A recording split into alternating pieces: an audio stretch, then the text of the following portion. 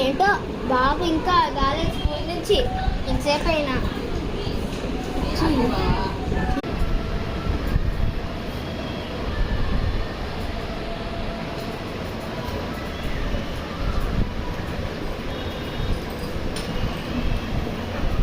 ఈరోజు gold medals వచ్చినాయి నా బంగారం.